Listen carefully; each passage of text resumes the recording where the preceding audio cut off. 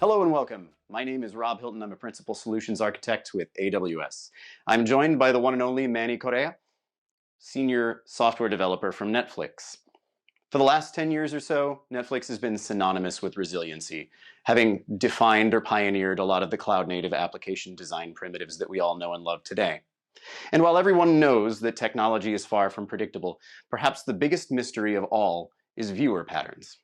So, in today's talk, Manny is going to cover some of the load management techniques that Netflix uses in order to keep content streaming to you in your living room, no matter what. Thank you, Rob. I'm really excited to be here today to talk about prioritized load sharing. We started talking about this feature around a year and a half ago. And then COVID happens. It was one of those features that it was very challenging from the technical decisions that we have to make and from the social technical aspects in order to implement it. And also it happens during very challenging times. This is why this project is very meaningful to me and very personal. And I wanted to be here sharing this story. So I hope you enjoy it. And yeah, let's get started. So first and foremost, I'm a Netflix member. Me and my family rely 100% on the service for our entertainment. With everything that happened last year, I'm pretty sure that many of you felt like this.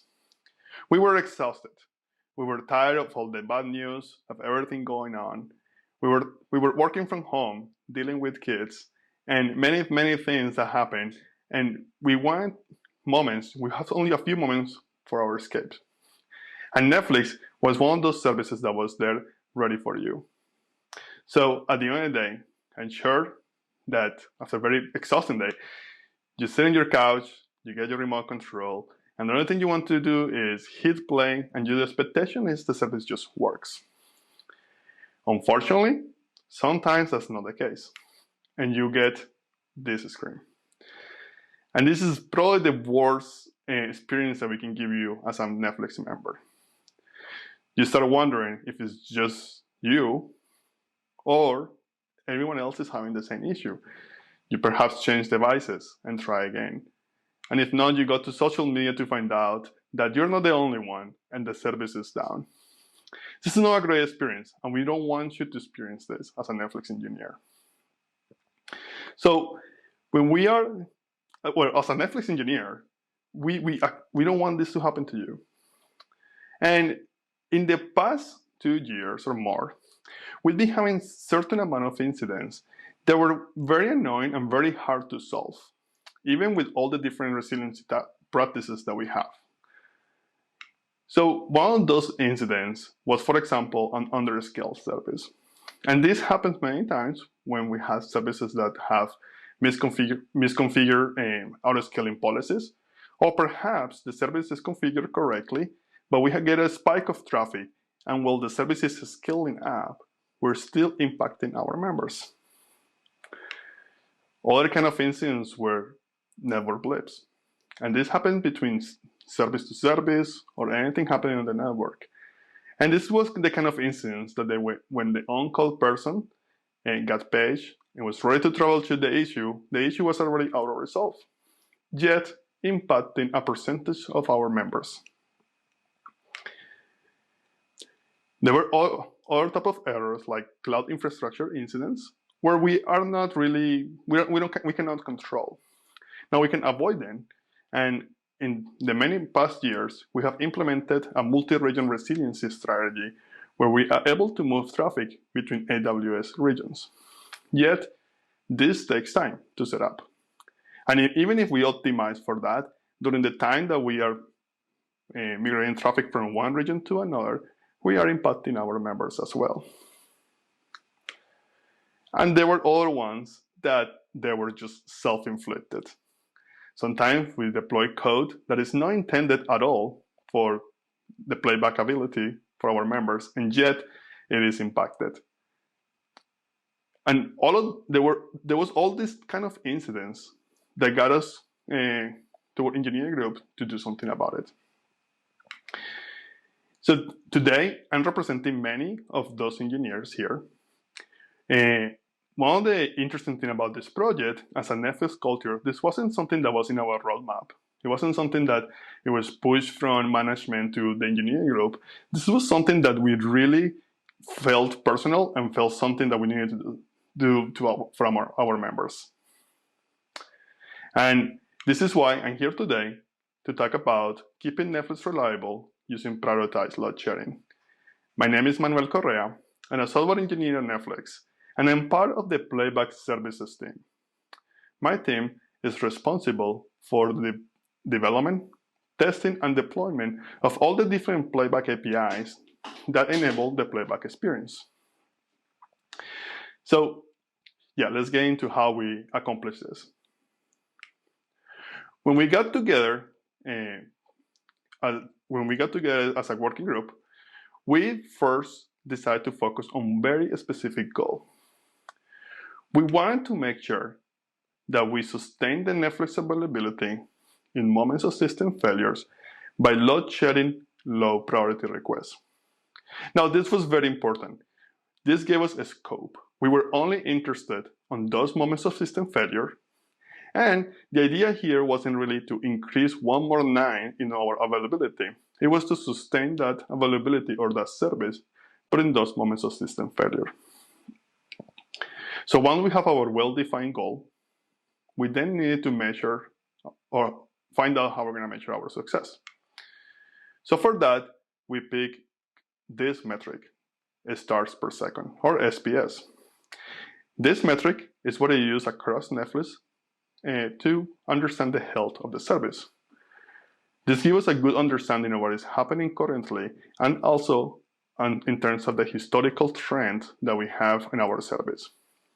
And it was this metric that will give us that KPI that we wanted to use to measure the success of the project. So once we had our well-defined goal and our metric or KPI, then we were ready to start talking with the engineering groups and have a proposal to everyone in the company. And we set up the following framework. We first wanted to define a request taxonomy. Once we had the request taxonomy, we then implemented our algorithm, what we call progressive load sharing or progressive throttling.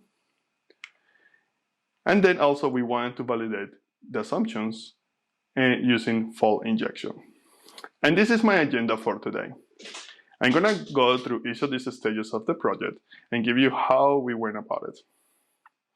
So with this, let's start with the request taxonomy. So like I said, once we have our goal and our KPI, we then started meeting with all the engineering groups to understand their traffic profile. And this is when I made my first mistake. I was under the assumption that I understood their service, and my question to them was, can your service tolerate disruption? Can I assign low priority to the request?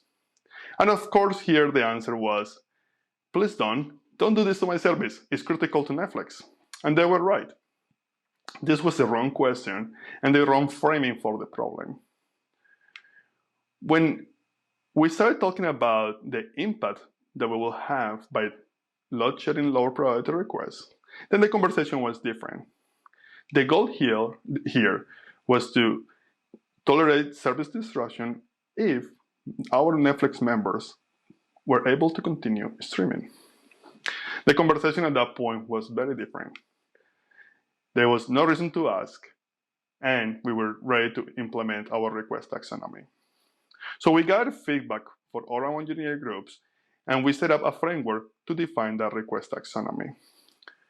We needed to define the dimensions that we wanted to use in order to come up with the better or more pragmatic request priority. So the first step that we did was to understand all the different functionality in our Netflix application from all the different devices. So if you think about the Netflix app, when you log in, you will find the profile page where there's so many things happening in the background and we're ready to load the app. Once you pick your profile, we show you the home page where you can find all the different titles that we have ready for you to stream. We perhaps show you the top 10 rows.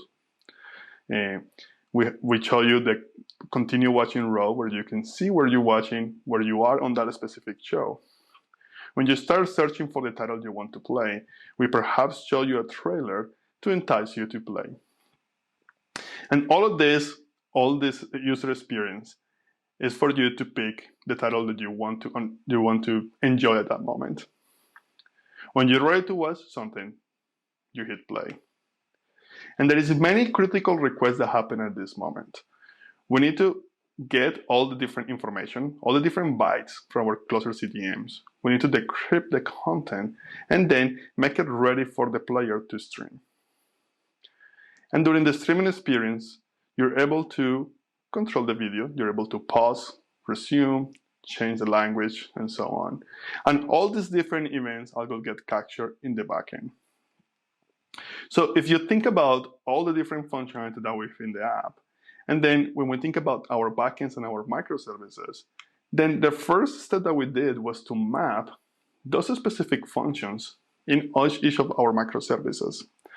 This, of course, is a logical mapping, and it allows to at least reason about all the different pieces that we have in our backend and the potential functionality that will be impacting as we load, shed, or throttle requests.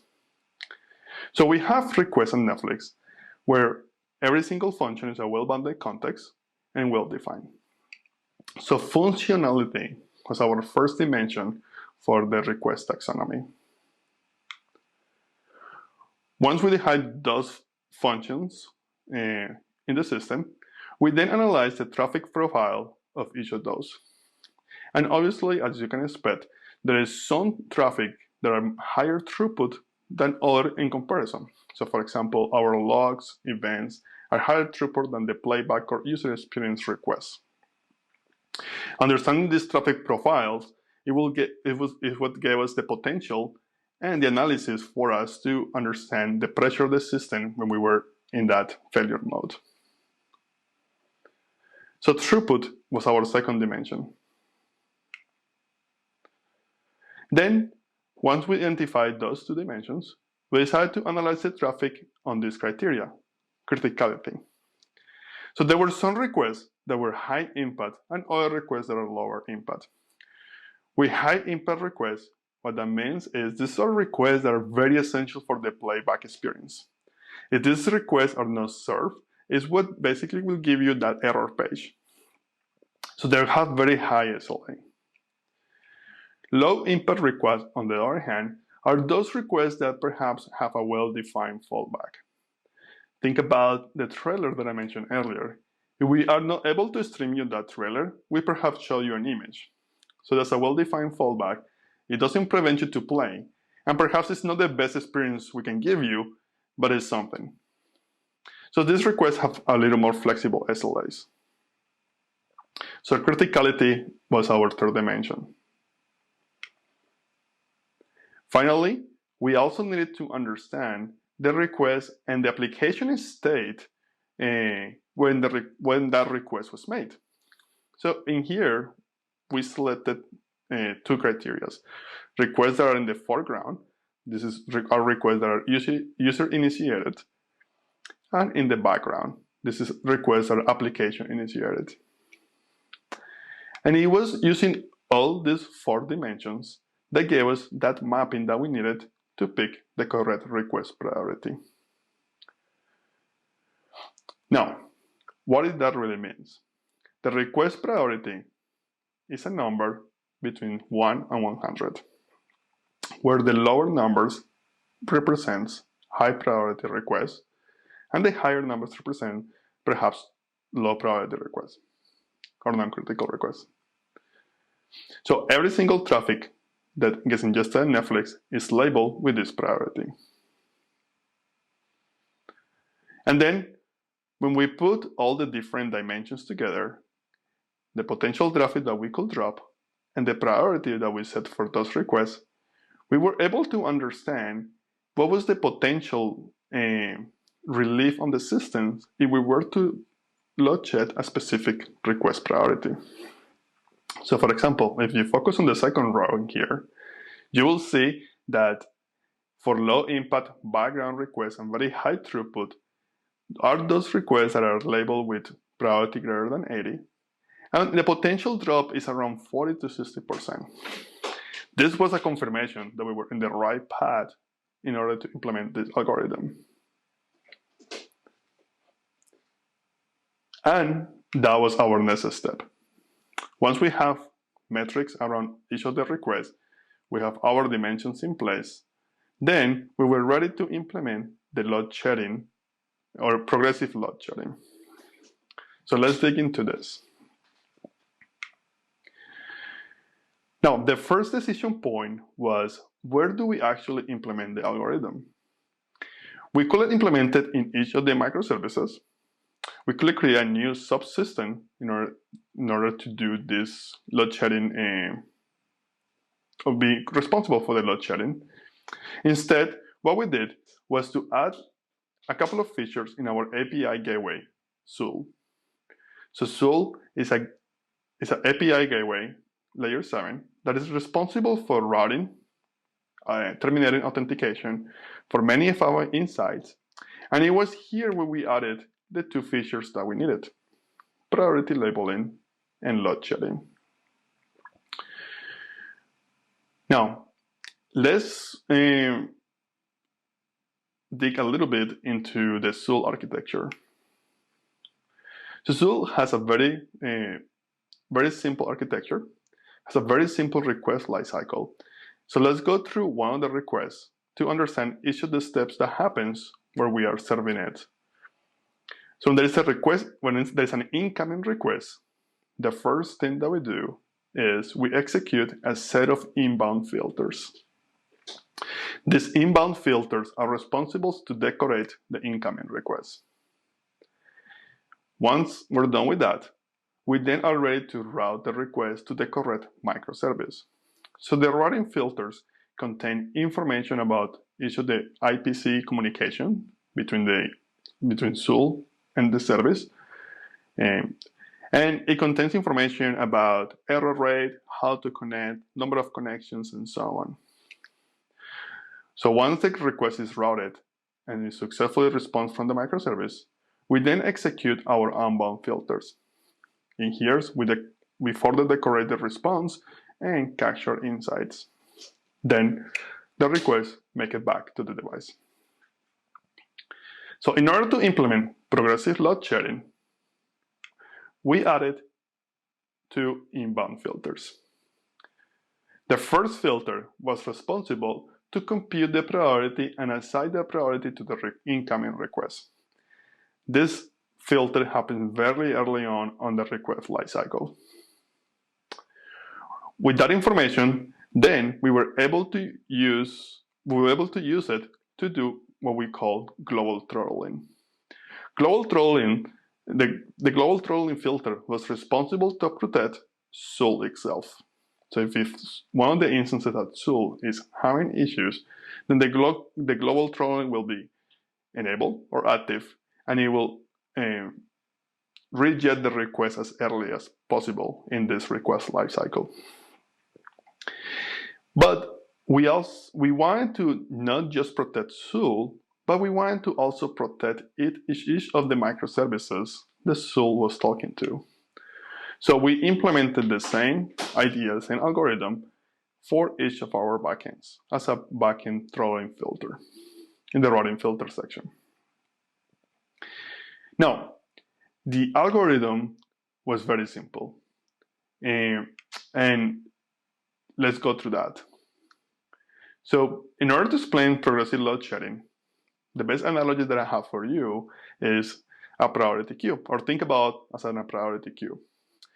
Each of the elements has a priority, and the priority queue is bounded. What we want to do is make sure we have a threshold to bound that queue. So when we were actually having issues, we were in that overloaded moment, we were able to move that threshold to a point where we will feel comfortable to bind that specific priority. So in this case, for example, the threshold will move to 40, and then we will only accept requests that are lower than 40. Everything else that is greater will be rejected. And then we also needed a flexibility to move that threshold up and down. Now, the next question is, how do we pick that threshold? In order to pick that threshold, we have a function on different constraints. So for global throttling, we use CPU. And for backend throttling, we use number of errors or error rate. So these two constraints, when we apply a function, it gives us the priority threshold that we needed in order to bound that specific queue. So let's illustrate this with an example. As I mentioned earlier, the algorithm is very simple. If the priority of the incoming request is greater or equal than that priority threshold, we will reject the request. Now, if you think about that function, like in this graph, in the y-axis, we have the priority threshold. In the x-axis, we have the overloaded percentage of that resource constraint. This, for simplicity's sake, let's say it was CPU. So, if the CPU is overloaded by 50%, then our priority threshold will be around 82. That means that every single request that is greater or equal than 82 will be rejected. If you recall the table that I had earlier, that meant that for those requests, or those requests that will be thrown at that point, will be those requests that will have low impact, very high throughput, and perhaps will be on the background. So this will basically match what we were intended to do. And then we were able to also play with that function to find the most optimal outcome. Now, what happens when we reject a request? Well, the device will get a 500 or a 503. And what is the first thing the device is going to do? Well, they will retry. And this was a situation, of course, that we do not want to be on. We do not want to create a situation where we self-inflicted a retry storm or DDoS ourselves. So thinking about the retry storm or a very effective retry policy was very key in this algorithm.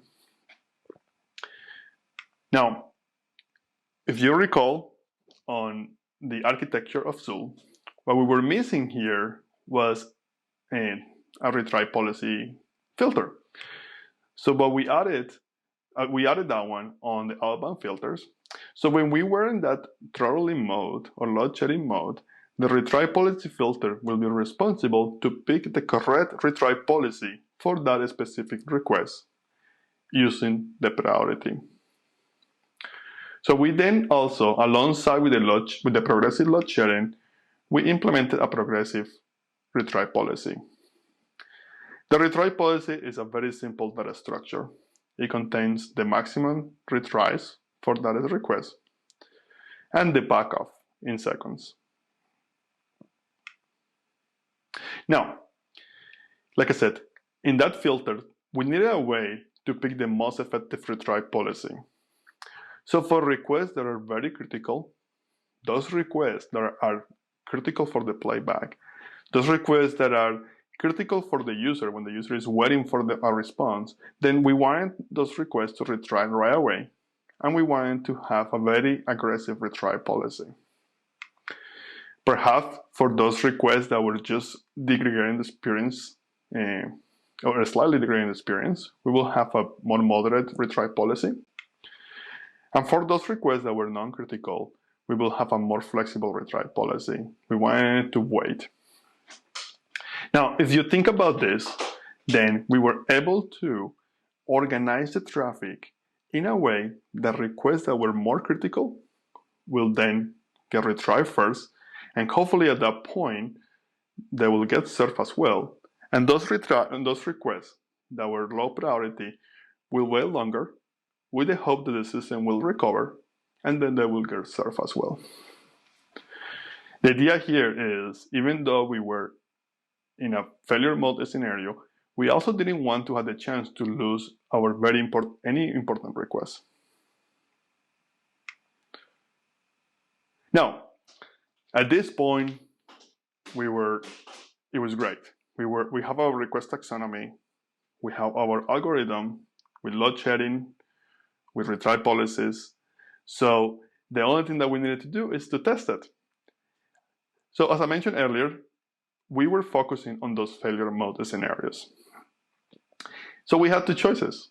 One was to wait for the next incident, which actually wasn't really a choice. We didn't want to do that. What we wanted to do instead was to proactively test in production by injecting failures. And this is a common practice in the chaos engineering area. So if you're not familiar with that, let's actually define it very quick. This is a definition from the documentation of the fault injection as a service from AWS that is ready for you to use. And in here, we're focusing on very specific items. We wanted to make sure, that we do not disrupt our members first. We then wanted to inject failure in our production environments. We wanted to create disruptive events, like doing load shedding, and we wanted to observe the system. So running these experiments will allow us to improve the system and make sure that our algorithm was good to deploy. Now, at Netflix, we've been pioneering these practices for quite a while.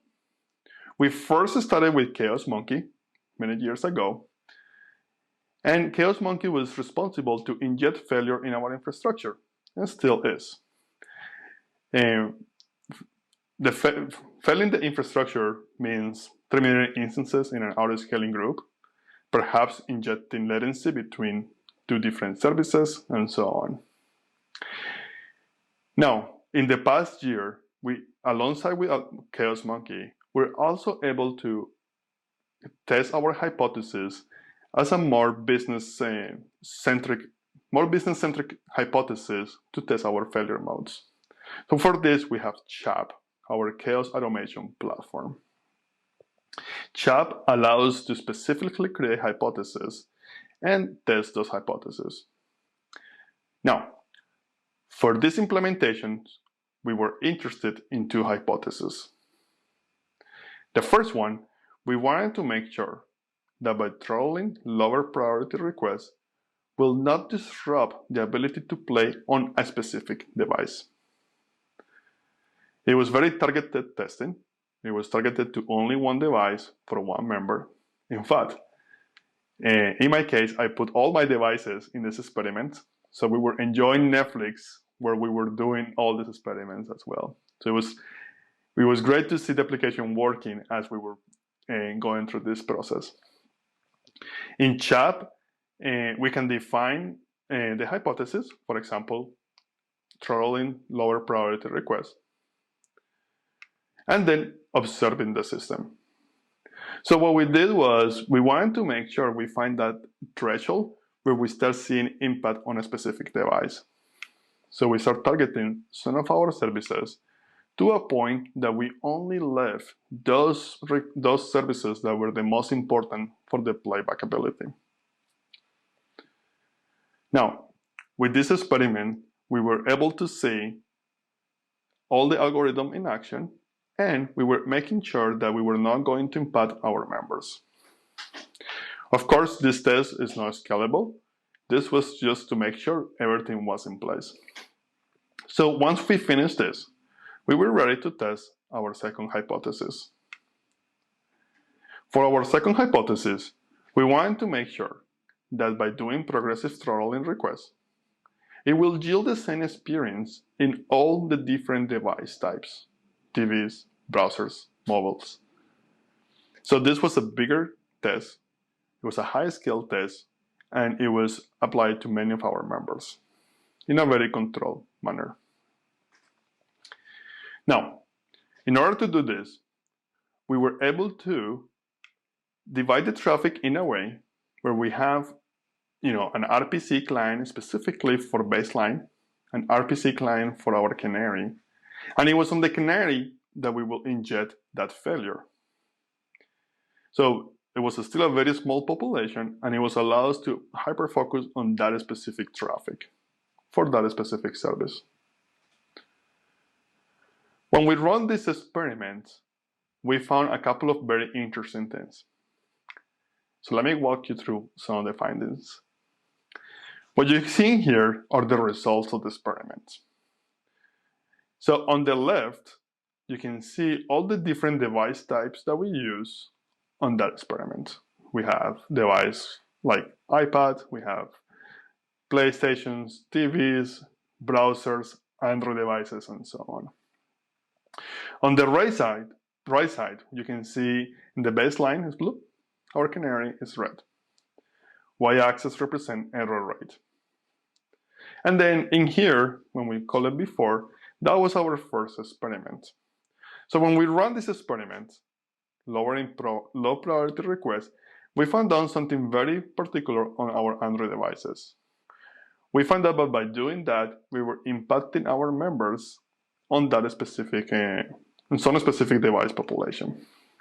So we stopped the experiment, we went and talked to the Android team, and then we were able to identify a bug that when we were doing that load sharing of those low priority requests, we were affecting high priority requests. Those high priority requests were not making it to the server side. The Android team was able to quickly fix the issue and deploy this within hours. After that, we were able to run the experiment. This is what you see in here as after, and able to verify that the fix took place, and now Android was behaving like any other device when we were in that load sharing mode. So this was great. By doing this experiment, not only we verify our assumption, but also we found a bug in one of our implementations, client implementations. So this was a great win.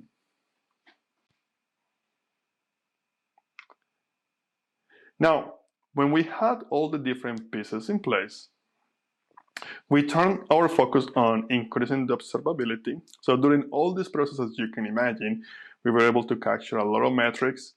We implemented a dashboard that now everyone in the company have access to. So we are able to understand in detail when we are in that failure mode and doing load sharing.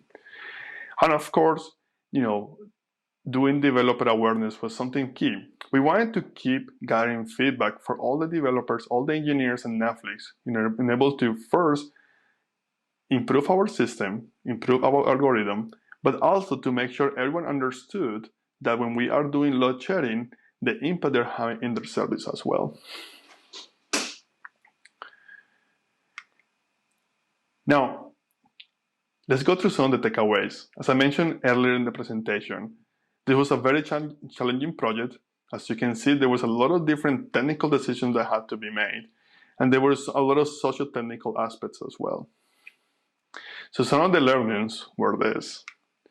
We invested quite amount of time thinking about the taxonomy, request taxonomy. Getting that right was very, very essential. But also, not just well-defined, but a very pragmatic. We were focusing on failure mode. We were focusing on the algorithm that we wanted to implement, and we assigned the priority accordingly. Now, when we got into the implementation, identifying that we needed to implement load sharing and the retry policy was key. We wanted to make sure we did not impact our customers with this new feature, so we were very thoughtful of what we were implementing. Focusing in one feature and then expanding next is what we decided to do, as opposed to many of the features that we could implement with the priority. Finally, I cannot stress this enough, chaos engineering, doing fault injection in production was key for us to validate our assumptions. Not only we were able to validate our assumptions, but we will also find bugs in our client implementations.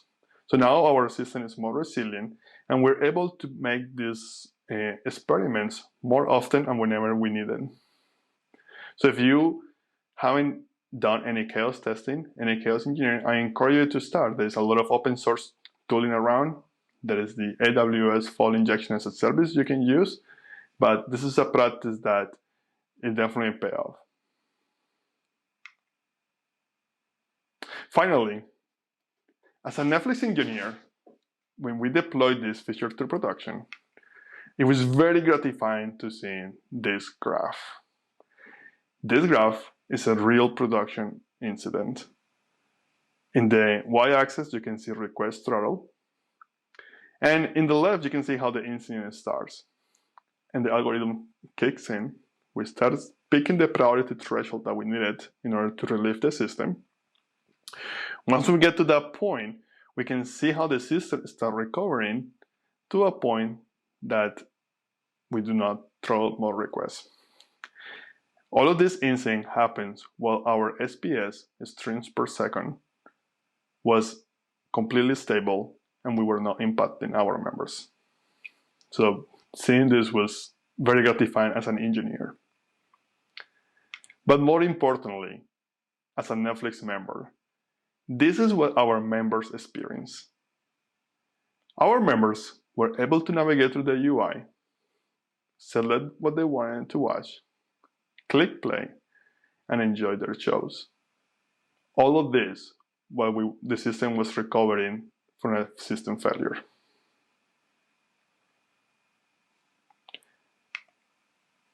However, we are not done yet. We have a lot of ideas. Now that we have this in place, we want to expand the scope of the project. So we want to make sure we can tune the request priority, we can tune the algorithm. We want to use priority for quality of service. What if we use priority when the system is healthy? What can we do with that? We want to expand our chaos testing, more hypotheses, more experiments to run. And I would love to hear any ideas that you have. If you want to chat about this project, chat about this implementation, I would love to hear your feedback, any ideas that you have. Netflix is always hiring, so if you're interested in this project, if you're interested in Netflix, feel free to reach out, and if you have any questions about the culture, engineer culture, and so on. And with that, thank you so much. And thank you for listening. I hope you enjoyed the presentation. If you want to know more details about this project, we have a blog post that you can go and find it there.